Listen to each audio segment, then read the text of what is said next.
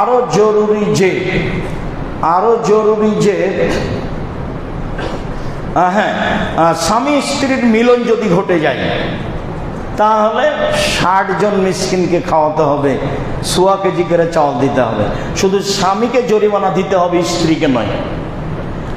এছাড়া যে কোনো শয়তানি করে যদি একদিন ছেড়ে দেয় তাহলে একদিন সমান একদিন।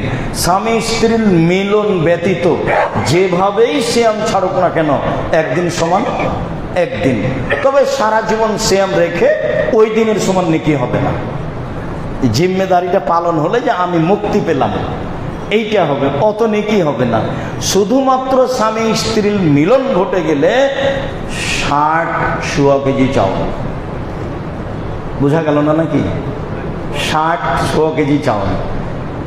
তো শুধু স্বামীকে, স্ত্রীকে নয়। এরকম যতদিন ঘটবে তত 60, খুব সাবধান। স্ত্রীর সাথে এখন এই রমজান মাসে মজা